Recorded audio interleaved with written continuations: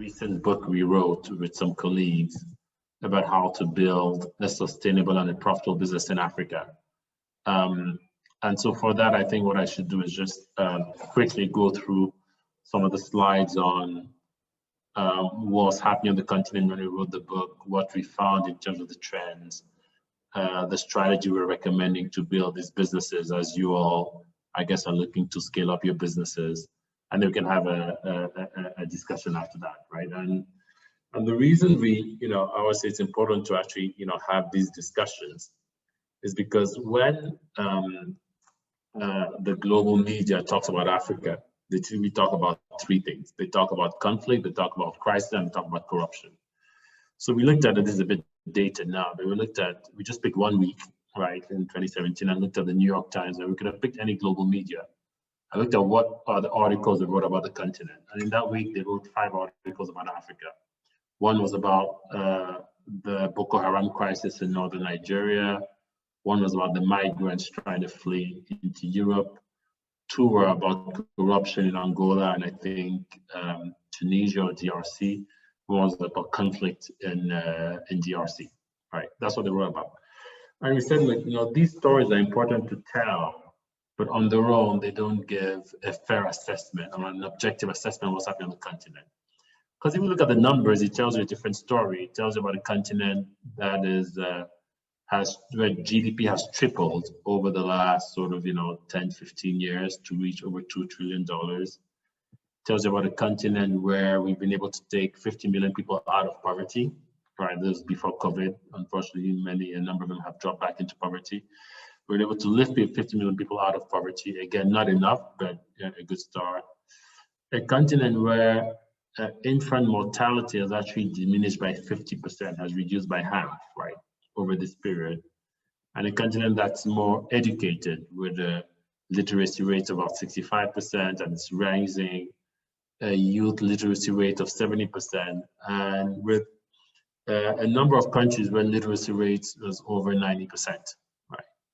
So once also, as we reflected on what we do as McKinsey, for those of you who don't know, we are a consulting firm. We provide advice to businesses, to governments, to NGOs on how to, at least in Africa, how to transform the business on the countries.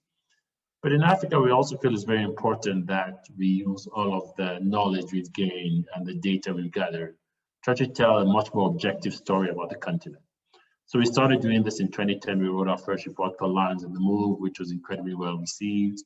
As you can see, we've been writing a bunch of reports over the years, about 1 report every year and a half. So whether it's on the continent as a whole, like the Lions in the Move series, whether it's on countries, we've done a report on Nigeria, one on South Africa.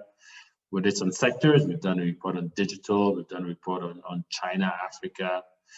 We've done a report on gender, right, the power of parity, right? And then, like I said, we then wrote this book, right, which incredibly well received. It sold probably close to 20,000 copies now, which was quite a surprise to us. We've translated it into French. We are going down the path of translating it into Mandarin as well, right? So actually people seem to be quite excited about the book. And when we start this presentation, I always say, look, it's important, and part of the book we said, as we did all the research, it's important for us to take a step back and reset our mental model, because people have quite flawed mental models when they think about Africa.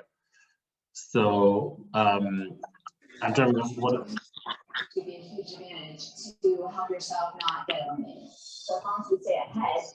Somebody needs to go on mute.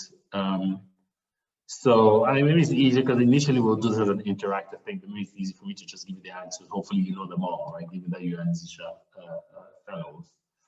The landmass of Africa, right? Africa is huge, right? It's so big that you can fit China, Japan, India, Europe, the US, and a few others in there, and still have some space, right? So a huge landmass, right? Sometimes we don't realize how big the continent is.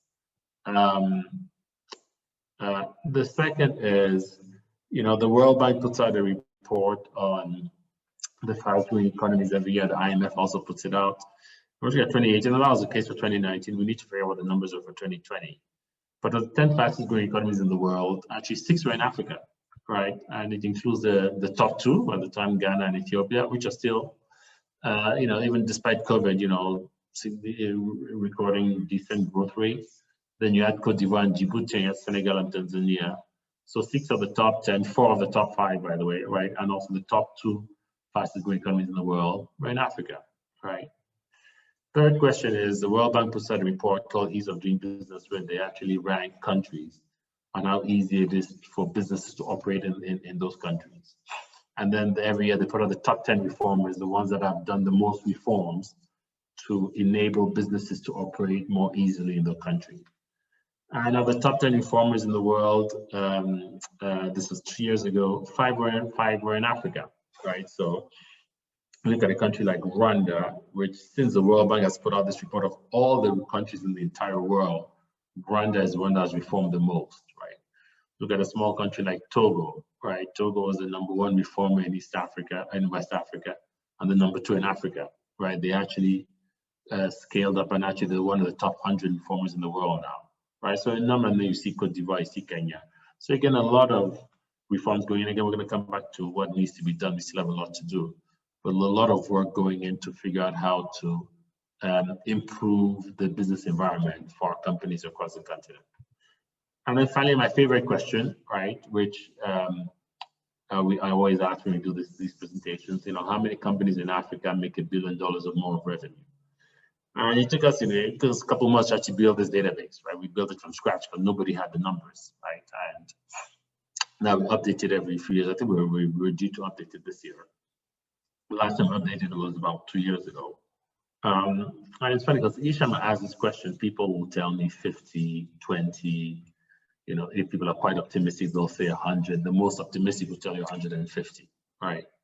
And the answer at the time was 438, so more than 400 companies. And I always say your perspective on Africa is very different. I see some people are surprised here. If you think Africa has 150 companies that make $1 billion or more revenue, than if you know the answer is more than 400, right? And now the good news is we have this database, right? So now we can slice and dice it in a bunch of different ways. And so I can show you that, half of the companies are in South Africa, another 20% in North Africa, another 6% or so in Nigeria. I can show you that from a sector perspective, resources, as you can expect, is the biggest sector from a revenue perspective. But the companies across different sectors, right? Construction, healthcare, telecoms, right? That make $1 billion or more revenue on the continent. I can then show you what kind of companies there are. About 25% of these are multinationals, right? So big multinationals with presence in Africa, Coke, Unilever, those kinds of companies. About 17% are state-owned enterprises, right? So owned by the government. And the state-owned enterprises typically are in resources and utilities. But 56%, so more than half of these companies are African companies that have grown from one country and have expanded and scaled up across the continent, right? And it's very hard, again, if this is interactive, I'll ask you the question, it's very hard to build $1 billion business if you're not in one of 3 countries in Africa, right? So in Nigeria, South Africa, or Egypt, if you're not in one of those 3, it's actually very hard to build $1 billion business, right? So as for those of you who are aspiring to build $1 billion business, keep that in mind.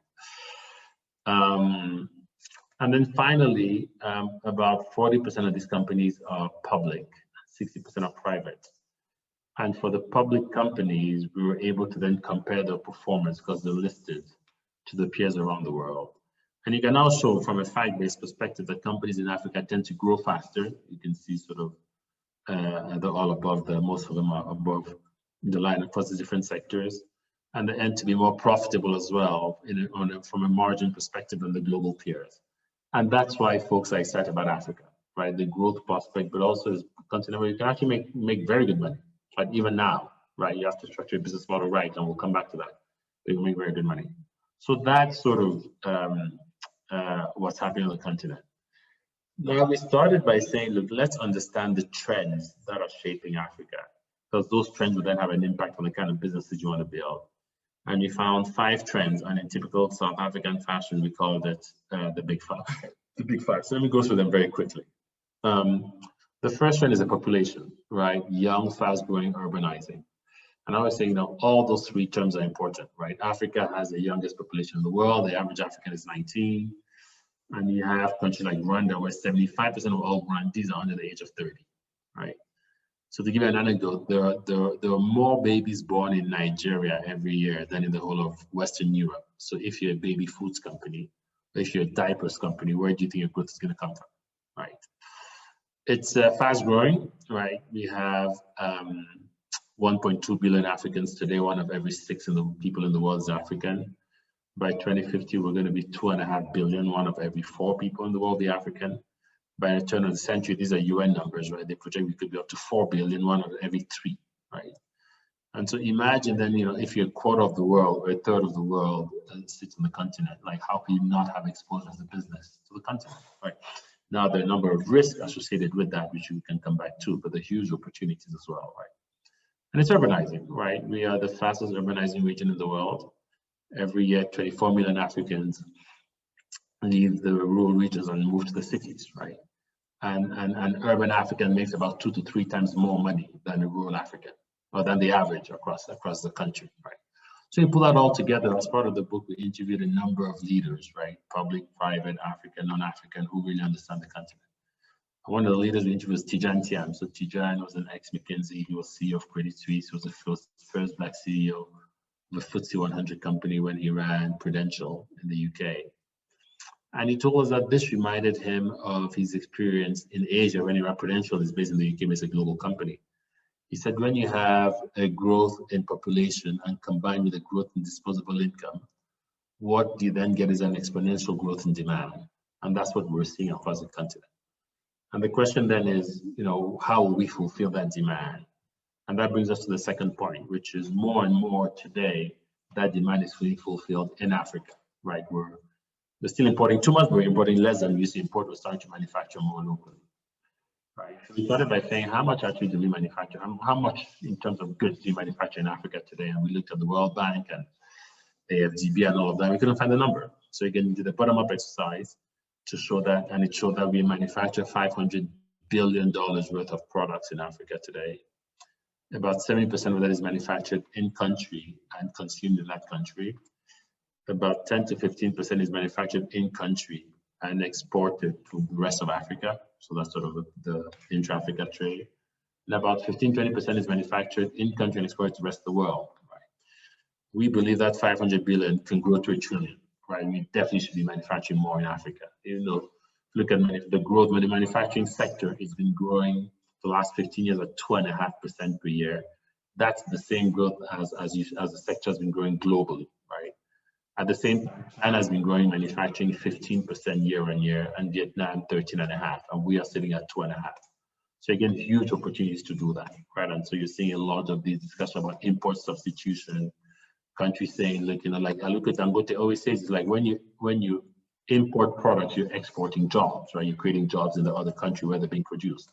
So how do you produce more locally? And with COVID, this has become a big focus. We've spent a lot of time, a lot of work with governments and with investors looking about how do you start to manufacture more, whether it's pharmaceuticals, whether it's PPE, whether it's test kits, how do you manufacture more locally, right? So that's a big focus.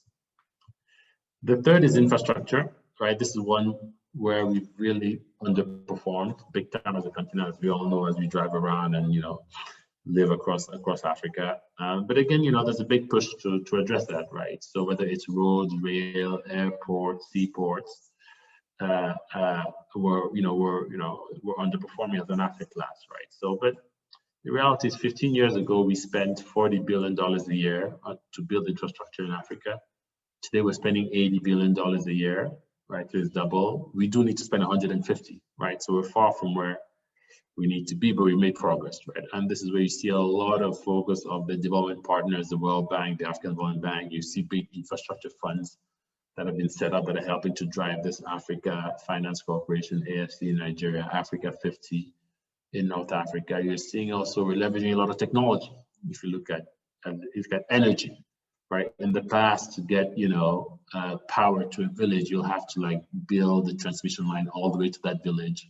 It would cost a lot of money, and there are very few people in that village who can actually pay for electricity, right? So then you have to subsidize it. And today, using technology with solar home systems, you can find actually business models that are actually profitable and that provide these kind of services in rural regions, right? We're starting to see more of that. So we're leveraging technology as well to close this gap. But this is again somewhere where we're making progress there, but still a lot needs to be done. The fourth trend is resources, as you can imagine, right? We sit on these resources. Africa is known for its resources, whether it's agriculture, right? 60% of the unused arable land in the world is on the continent, whether it's mining. You look at, we're the number one reserves for platinum, gold, cobalt, manganese, you name it, on the list goes on. Whether it's oil and gas, right? If you look at the gas fields in Mozambique and how they can power for 20 years, Italy, France, Germany, and the UK, right? Again, this is one where the issue we had here is countries have not been using it to benefit their populations, right? And so a lot of focus has gone into how do you make sure between the government, the private sector, the development partners, countries really use these and then develop these resources first to benefit population, but also to sort of process them more locally, right? So that's the big focus on resources. And the final trend is digital, right? As you can imagine, it's changing our lives completely, right? This has been accelerated, by the way, with COVID, right? It's been accelerated. We found that countries and companies that were more digitally advanced just did better when COVID hit, right? Because they think the transition was much, much easier. This is where it started with the mobile phones. Today, we're sitting with 700 million mobile phones in Africa, of which about 300 million are smartphones. Then it moved into different sectors like financial services, right? So you can imagine, I was surprised when we did the analysis to see that 60% of all the unused, all the mobile money accounts in the world are in Africa, 60%, right? So that was quite, so it's affected the technology space. And the list goes on, right? So from financial services, it's then looked at education. You look at sort of ALU and everything sort of the AL group is doing with technology to really transform education, to transform healthcare, right? To transform the public sector, to transform agriculture. Every single sector is completely being transformed by technology in the country, right? So those are the trends. Now the question people ask is, how do you then build on these trends and then build a profitable and sustainable business in Africa, right? I think that's probably what's also quite relevant for you. So as we looked at that, the first thing we did was we interviewed a bunch of people. We looked at all the research McKinsey has done on the continent. We looked at all the projects we had done and what we could learn from that. We did a big survey of executives in Africa and outside to understand the perspective of the continent. We pulled all that together.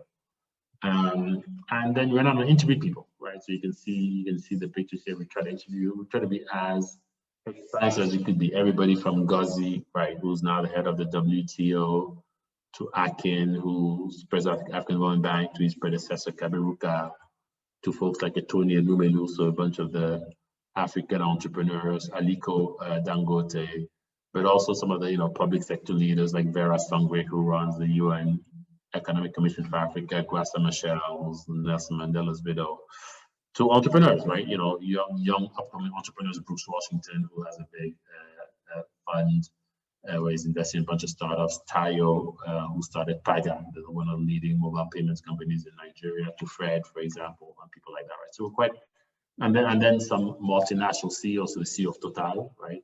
Patrick Pouyanné, we spoke to him, Jay Ireland, who ran GE in Africa, right? So we're quite comprehensive.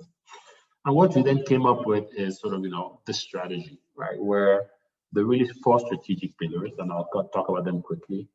We found that the companies that really do well in Africa focus on what's in the middle here, right? They focus on doing well, but also doing good, right? They focus on making a difference in the continent.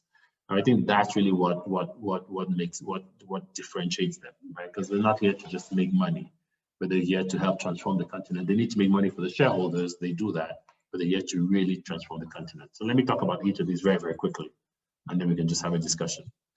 On your strategy, the question is, where do you want to play, right? Of course, and you can decide, either you can play just in one country, like a Paga was only playing in Nigeria, or you can be like Coke, who says, everywhere in Africa where you want a Coke, you should be able to have one, right? So, you have to decide where you want to play. But even with Coke, that's all over, they'll argue, they'll tell you that, they're really focused on a few of the 10 countries that they really focused on, right? So really thinking through what is your aspiration, where do you want to play, which markets you want to prioritize, even when you're all over the place. How are you going to build relevance in these markets? So it's funny when we interviewed Alex Cummings from Coke. So he was the CEO of Coke when they led the expansion across Africa, a very successful expansion. He told us of the story. They were celebrating, I think, the 20th or 50th anniversary in Kenya, and they were launching a new brand there. And they'd been so successful that this young Kenyan came to him and said, "Oh, can I ask you, Mr. Cummings, a question? Can I ask you a question? Do they drink this product in America?" Because he thought it was a Kenyan brand, right? He just did not realize it was a global brand. So it's like, do they even drink it in America?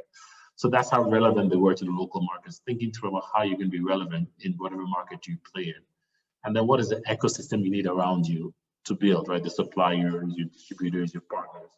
So it makes sure you thrive, right? So as you think about where you are and where to expand to different markets, really think through these 4 things. What's your aspiration? Which markets you want to really go to? How do you prioritize it?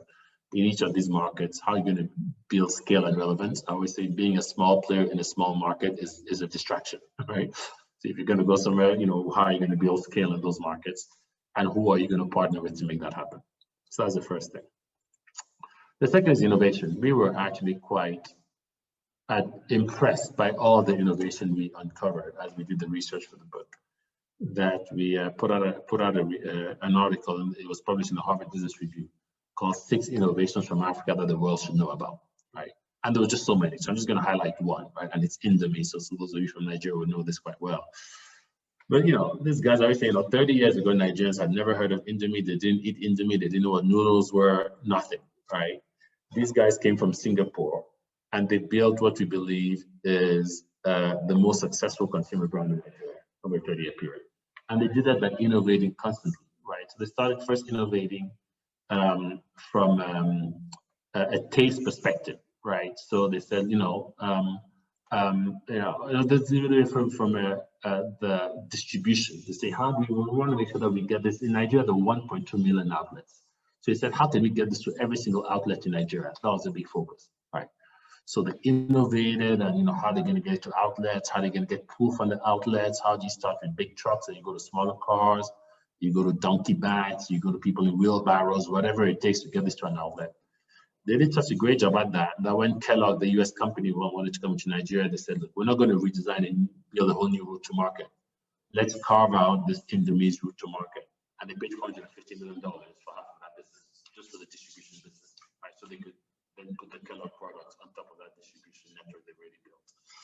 And they innovated in just the food manufacturing tool, making the taste more relevant to the Nigerian palate, right? And things like that. And on the back of that, Kellogg invested another $420 million in that business. So it was really innovation. As you think about what you're building and how to innovate, really think about, what are the products, what is really needed, right? What unmet need are you fulfilling? That's a big question. Fred always talks about that, right? The product market fit. How do you make sure you have that, right? What is your business model? And again, through COVID, people have had to pivot significantly the business models, right? So what is your business model? How are you going to pivot it as and when needed? How do you reduce your cost base, right? To get lean, because you want to reduce your break-even point effectively, right? So how do you really reduce your cost base and get quite lean? And then how can you leverage technology? That's always one way to actually build innovation, right? But there's a lot of innovation happening, so I encourage all of you to really think through how you can innovate in your business model. The third is resilience, so it's thinking long-term, right? We talk about Africa and it's easy to tell all these fun stories, but the continent is not an easy place to do business, as you all know better than I do, right? That's what you do for a living here. And so this is, Aliko, when we spent time with him interviewing him for the book, he really brought this to life for us, right? It's like, and there are a couple of things that are important to think about long-term. So we really think about having a long-term perspective, right? It's not about, you're going to have bumps along the road, but if you don't take a long-term perspective, it'll be difficult. We actually did this analysis that showed that the multinationals that have been the most successful in Africa are the ones that are in the most number of countries, so they have a broad diversity of countries, and then the ones that have been here the longest. So really, they're here for the long term. They're going to hit volatility every now and then, but they know that they'll be okay. Building a balanced portfolio, right? Again, I think many of you may just be in one country, but over time, how do you diversify your risk, right? How do you expand to different countries, or even not just, and Aliko will tell us it's not about diversifying across a number of countries. It's diversifying across what the products that you sell. So he started in sugar and flour, then he went to cement, now he's going to refineries, a bunch of different things, right? And I say one of my clients is in oil and gas, and they're in 30 countries across the continent. And they always say, look, we've been here for 50 years. Every year, 5 countries are going to blow up. We don't know which ones. And the other 25 are going to do fine, and we're going to do well. And for 50 years, they've done well, right? So being able to diversify, so think through maybe early days for you in your expansion, but think through how do you diversify your risk, right? Is it new products? Is it new areas you want to get into, new geographies? Integrating up and down your value chain. So this is actually quite critical. Which parts of your value chain do you want to control? Because it will give you a huge competitive advantage. Right, so if you take again Aliko's example, in Nigeria, he owns 10,000 trucks. He distributes all of his cement himself, because that gives him a huge advantage in Nigeria. In other countries, he doesn't. He can outsource it to a distributor and it's fine. But he was very clear in Nigeria, I need to control my distribution. In most countries he's in, he actually builds his own power plant to power his cement plant, right? He doesn't rely on the government to provide power, and then they'll cut it at some point and that kind of stuff. So he just provides his own. So again, thinking through as you go through your entire value chain, which parts of your value chain do you want to control? Which one can you outsource to others? And then local context, right? For those of you who are engaging in sectors that are regulated, this is very important, right? So Mitchell Elegbe, he founded IndustrRich, which is only the second startup in Africa to be valued at $1 billion, right? It's a payments company in Nigeria. And he told us that what keeps him awake at night is not his competitors, it's the regulators, all right? And so really trying to understand what they could do, how do you influence them, how do you partner with them, what do you do? Quite important over time. And then the final thing, of course, is talent. Where are you going to get the talent, right, that you're going to need to build this business? And so, like Fred always says, 6,000 days, probably a little bit less now, right? We're going to have the largest working age population in the world, larger than India, larger than China, right? And the question is, how are we going to make sure that this population is actually equipped and ready to turn to the workforce, right? So that is a challenge as well. Now, what we found is that there are a number of different ways you can do it. So these are just 3 examples, and you find them in the book of people. So Stella, for example, she was an assistant manager at one of the stores in Kenya. I don't remember which one it was. One of the fast food stores in Kenya. And it's interesting because she's part of a program called Generation. It was a Subway, actually a Subway fast food in Kenya. Generation program actually we started as McKinsey to really train, so we take people, even high school dropouts, in 4 to 6 weeks, you can train them very quickly to be very effective at what they do, right? So these very quick training programs, you'd be amazed at how much you can train people to do a certain job, right? And we've actually done that for over 15,000 Kenyans who've now gotten jobs, right? And we've done that actually globally too. So thinking through, if you study business, what kind of do you have these training programs? Can you partner with this? ALX is doing something similar. So can you partner with such institutions to actually then help make sure they train for your needs, right? So when we develop these training programs, we work a lot with the private sector to understand what they need, so that the training is very, very relevant. And so when people who finish there can then have a higher chance of getting a job, right? Second is Nadia. Nadia at the time was the CEO of Saham. Saham was a small insurance company in Morocco that then grew across Francophone West Africa. And then Sanlam was an insurance company in South Africa that grew primarily across Anglophone Africa. And then they merged, right? And they created one of the biggest insurance companies in the world, in Africa. And Nadia on the back of that was named the Africa CEO of the Year at the Africa CEO Forum. I think it was a few years ago. She's now the Minister of Tourism, by the way, in Morocco, right? But when we integrated those 2 things, that Saham, they had the 2 interesting things they did. One is she said she spent 1/3 of her time on people issues. She's the CEO of this thing, right? So she said, I just spend 1/3 of my time thinking about people and how to help them. And that's how I empower them, right? To really help them develop and be better leaders. Because through that, the business is going to do very well. So the question is, how much of your time? And again, it's harder in a startup, right? But how much of your time are you really dedicating to people? Remember when I led the setup of the McKinsey office in Nigeria, And in my 5 years there, I interviewed every single person in the final round. I made sure I was part of that interview because I wanted to make sure that the quality of the people we brought in was top notch across the board. Right? And that's actually, it was a great decision. Now we have very, very strong people in our office in Nigeria. Right? But thinking through how much time are you spending on people and what are you spending that time on? She also said the second thing they did is, and this may not be as relevant for you, but in Saham, the deputy CEO of a country could not become the next CEO of that country. To be CEO, you have to leave your country and go to a different country because they felt like that growth and development, when you go somewhere else, you learn a different culture, you have to adjust, you have to adapt. That really helps you grow even further. So that's a rule they had, right? Then Sispumzile, she used to be deputy president of South Africa, and she's now the head of UN Women, right? I want to spend time with her. She really talked about how, her goal in life is to help correct the broken ladder of advancement of women in business, right? And a lot of the work we've shown, we've done it globally, and even in Africa shows it, right? That companies that have more women at the top team and or on the boards just perform better. In Africa, they perform up to 20% better, right? But we just don't have enough women at the top. So what's going on? And so we always say, and I think about your business, I say, gender diversity is important. If you're not going to do it just because it's the right thing to do it because it's the profitable thing to do, right? But either way, it's important for you to consider it as you build the top team.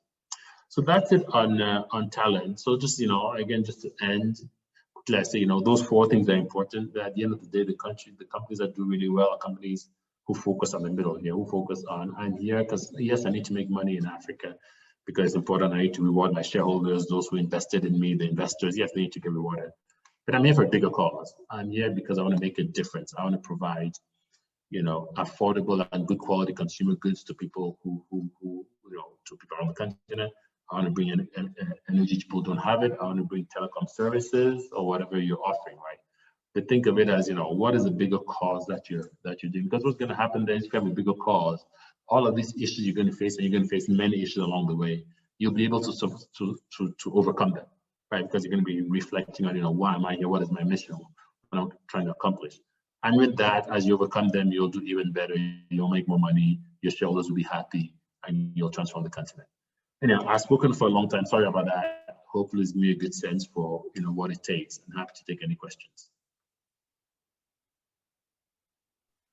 Wow, thank you for that, Acha. That was really in-depth, and yet it was not so complex enough that it went over our heads, right? We understood it, especially from the perspective of small entrepreneurs and small businesses within Africa. I would like to open up the stage or the mic to our fellows who have questions for Acha, who want to ask more, whether to go deeper on certain topics or certain aspects that he touched on. And for those who would like to ask in the chat, please also go ahead.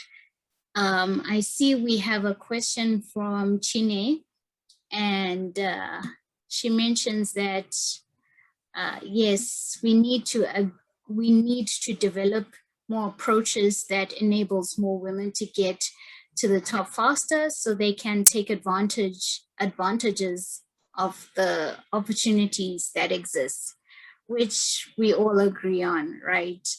Women, like you mentioned, are good for the profitability of companies, and I think most companies should start taking advantage of that. Any other questions from our fellows? Or can I go ahead and ask a question? Okay, Chine, go ahead. Hello, everyone. Hi, Acha, it's good to see you again. My question directly, obviously, is just to find out. So with this book and all of the information you shared, the question that keeps lingering in my mind is the small SME and MSME businesses that are looking to grow and expand. what would you advise to be the best model they should apply? So when we talk about talent that would enable their businesses grow, we have a huge gap in that already, where you realize that a lot of businesses, so I give an example for mine, spend so much money building talent, and when they get to the point that it feels like they're perfect, they exit. So how then do you ensure that we continue to have talent to retain in our businesses that can enable us to grow and scale? And also looking at opportunities for expansion.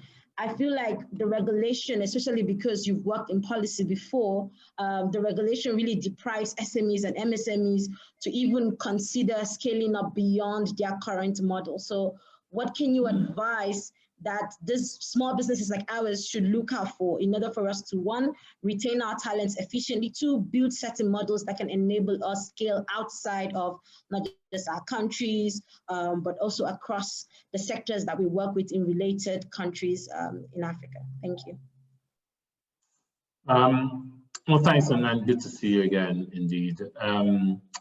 Yeah, I think those are fundamental questions. On the talent, I mean, the talent is a big issue for companies across the board, right? So it's not just SMEs, it may be harder for you because you feel like you've invested. At the same point, at McKinsey, I feel like I've invested in this talent and then they decide to leave and go do something else, right? And, you know, for me, it always comes down to what is your value proposition? Why should they stay, right? And in some cases, you know, people stay because they feel like, you know, they're getting well paid or they feel like they're fulfilled with their jobs. But for me, money is never the right reason for people to stay, right? Because people will always be able to find a job that pays them more, right? So if they're just there for the money, I'm not sure you have to ask yourself if that is the talent you want, right? But thinking through how do you make sure whatever they do, they feel fulfilled in their job. Because once they feel fulfilled in the job, then it doesn't feel like it's a job, right? You feel like you're coming and you're having fun. And that's why I think, you know, thinking through having a bigger purpose for what you're doing, right? It's not just, you know, I'm here trying to, you know, provide, I don't know, you know, financial services, or I'm here, you know, trying to, you know, provide payment. But, you know, I'm here trying to make sure that people who, you know, cannot send money back home, you know, to the parents, you know, can do that. So I think when you think about more of a purpose to what you do, it's then easier to actually attract people who are aligned with that purpose, right? And then for those people, it's harder for them to leave, right? Because for them to leave, then they need to go and find somebody else who, you know, speaks to either maybe a bigger purpose. So I'll just encourage you to, I think we tend to be sometimes too tactical on talent and okay, yeah, let me give you more money. Yeah, sometimes you need to do that to retain people. But thinking broadly about what is the purpose of your business, right? And how do you attract people who are aligned with that purpose? Because I think then, you know, you'll have better luck in retaining them, right? So that'll be my advice on that one. On the regulation, you're actually right. I think part of the issue, we talk about Africa, but it is 54 countries or 55, right? I will have a count now. And it can be difficult, right? Now, there are all kinds of different regulations. They're not harmonized, all of that. Now, with AFC, FTA, things are going to improve, you know, starting to improve, you know. For an example, I spent a lot of time now with COVID, working with Africa CDC to help build a coordinated Pan-African response to the crisis. One example is vaccines, right? So we all talk about all these vaccines, and whether it's Pfizer, AstraZeneca, J&J. But in some ways, the vaccine has, you know, there's a whole process for each of these new vaccines to be registered in the country. And we said, you know, if we're here to wait for every country to go through their process to register, it will be here forever. So we said, let's actually come up with a Pan-African registration process that they all buy into, right? So that if it's reached at that level, then you guys just apply it and just accept it, right? And we're able to do that, right? So that was actually quite successful. And so you're seeing a lot more of these guys. We're starting to say, you know, we realize this regulation and the inconsistency across countries is a big, massive barrier for, you know, for you all and for SMEs. So how do you provide more harmonization across the board? So I think you're going to see it more. I think for areas that are important for you, engaging with stakeholders, engaging with the African Continental Free Trade Area Secretariat, I think they're going to start to play a much bigger role in trying to harmonize this. So that's what I encourage you to do. Right. And then finally, I'll just say technology generally helps a lot more now these days. You can scale up much quicker if you have a sort of a technology-backed platform, right? So thinking through, again, as you think through what you're offering, how can technology help you? But that's one thing technology does. It just helps you scale up much quicker. Thank you for that. I see China's raised her hand again, but I wanted to look at the chat. George did. Clapping. I don't think she's raising her hand. Sorry? Oh, she's clapping. I wasn't raising my hand. Thank you. I thought it was like sideways raised. I see George has a question in the chat before we move to Cecil. He also has a similar question to Chine as to the type of models or the models that startups and small businesses can actually then take up to expand into new markets. I don't think it's any different from what we shared here, right? I think clearly you need to figure out which markets you want to expand into, right? I mean, that's very clear, and really thinking through, it's not an emotional decision, right? It should be a fact-based decision, right? Where do you want to expand to and why, right? So for me, that's the first thing I would say. For SMEs, it's also, it's hard, you're small, you don't have that much capital sometimes, you can't send 5 people to go and open up, an entity for you there. So are there partners, right? Who in this market do you want to partner with, for example, right? To get your products there, who do you want to partner with? You may be that for now, you just want to distribute your product in those markets. So who are your distributor partners, distribute through them before you then say, okay, I'm going to actually establish a presence here. A lot of the pharma companies do that really, really well, thinking through, okay, let me come into this market. Let me not establish a presence. Let me just work with distributors. As I start to distribute my product and I see that there's an uptake and people are starting to buy it, then I can figure out, okay, maybe I should actually come and, put my own people on the ground to help develop and grow it. So maybe thinking through, who are the partners you would need for that. I think thinking through, of course, as always, where the funding is going to come from for you to expand, right? So in some cases, if one of your funding partners is from that market, that's always helpful, right? You want you to expand. Think about partnerships. If you're going to set up a business in Uganda, but you're from Nigeria, thinking through who should be your local partner.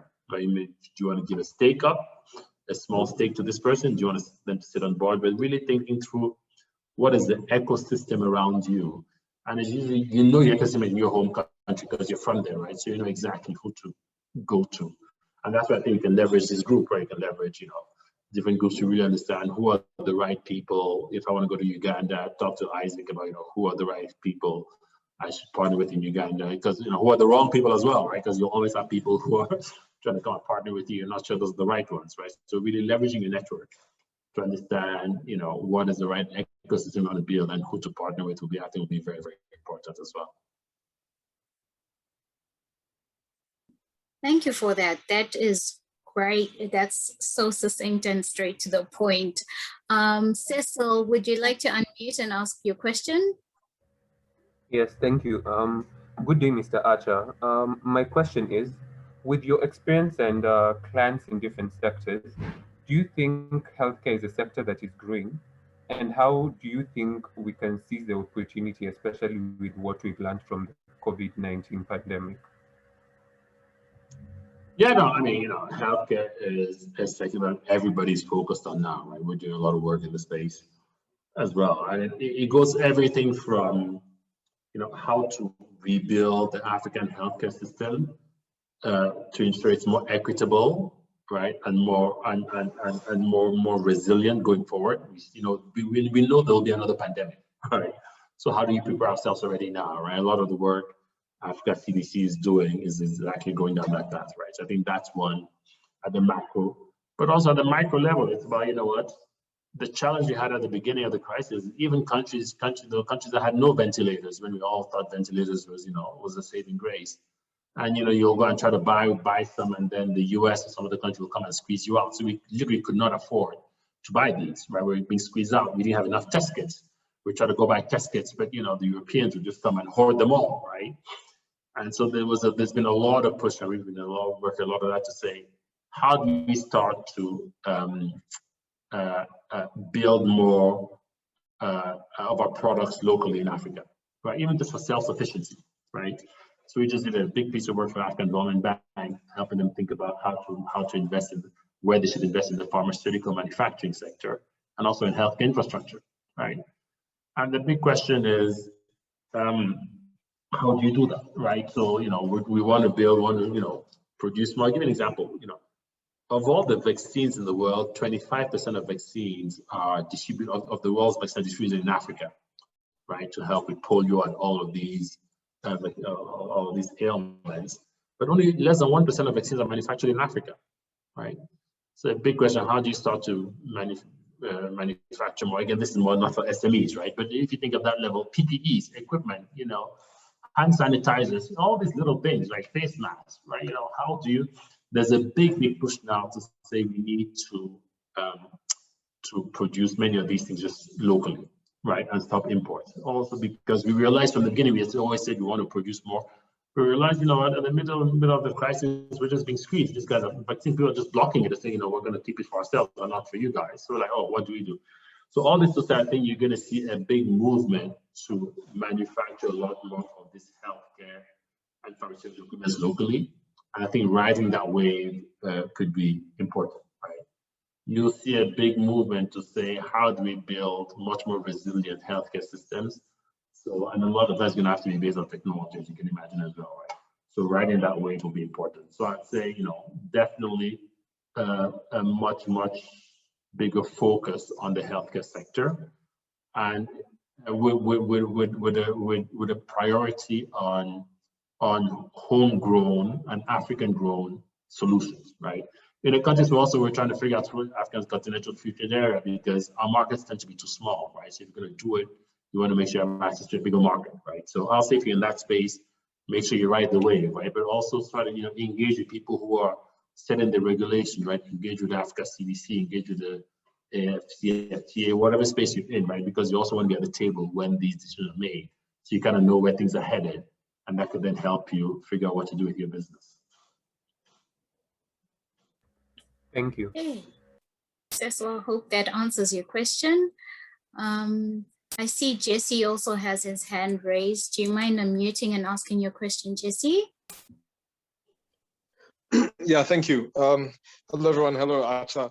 I have a two-part question. My first one is, have you seen a lot of movement in the e-mobility slash kind of like transport space? You know, we've seen a lot of like SPACs happen in the US with regarding to this particular industry, especially in Africa. Have you seen some movement there? And then secondly is, what's your prediction for the business scene in Africa in, say, 2030? Or what's the most pivotal thing that businesses are going to do now that will be realized in the next 10 years? Well, the second one, I guess if I knew, I would leave McKinsey and actually go and do it, right? But on your e-mobility, absolutely, right? I think a lot of people, you know, the whole, you know, I was shocked to see, you know, the car is like the most underutilized asset. On average, you know, utilization of a car is 4%, right? Now in Africa, there's compounded, people just can't afford to have cars, right? And it's compounded with all the, you know, climate change issues, right? And so do I think you're going to see more of that? Yes. Do I think the number of players who are looking at the space? Absolutely, right? So I guess the question for me would then be, you know, how do you differentiate yourself? Right? I just saw the IFC just invested in Bolt, right? And then a lot of the focus is across Africa, trying to compete with Uber, and then all the sort of, you know, Okada type players and all that, right? So I think in this space, for me, it's a question of, it's no longer, oh, I just have this idea, let me go do it. It's really coming down to how you're going to differentiate yourself in this space. So I think if I were you, I would think through a lot more what am I going to do that's different, that people are going to want to back me, right? Why am I going to win across Africa? On the, you know, prediction, what I'm seeing now, I think this big theme around digital is massive, both for businesses and for governments, right? And I think, you know, people are going to want to know, because they know another pandemic is going to come. So, you know, how digitally ready are you? So riding this wave of digital, you know, how do you bring digital into your business? It also helps you, like I said, expand faster and scale up, right? What are the elements? A lot of money is flowing into it, right? You see what Flutterwave arrays, you see the Paystack story, and you see, you know, you see all of these things. And so there's a lot of money now anyhow flowing into this space. right? And so really thinking through, if I were you all, thinking through how do I have a digital angle to whatever I'm doing, I think could be quite helpful, both to raise money, but also to expand and scale up a lot more quickly, right? And to be more relevant to what, you know, the needs of the continents are going forward.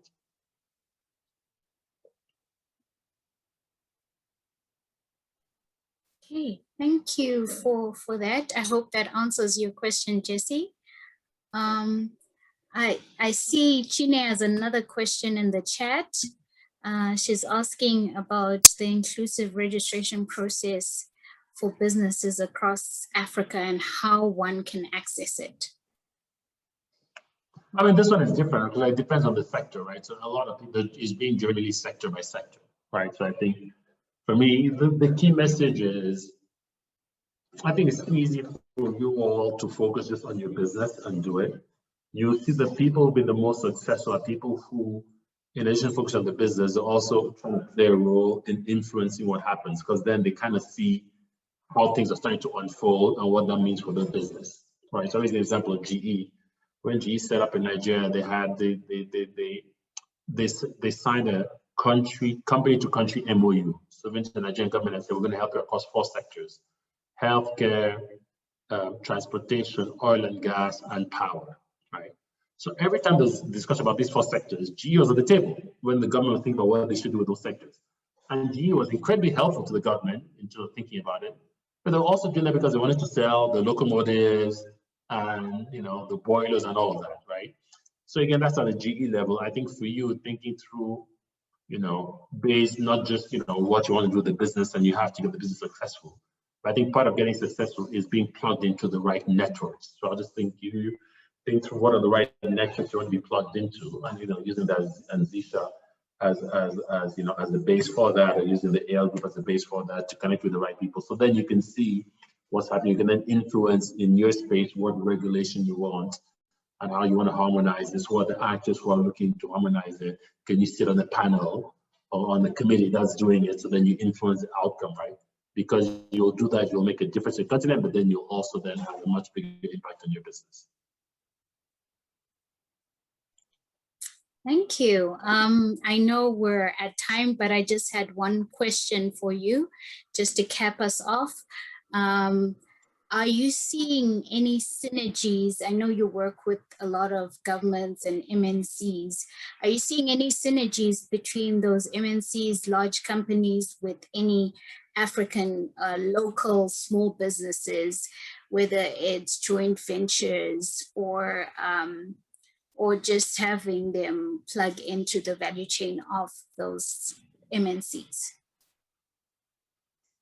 Yeah, I definitely see a lot of it, right?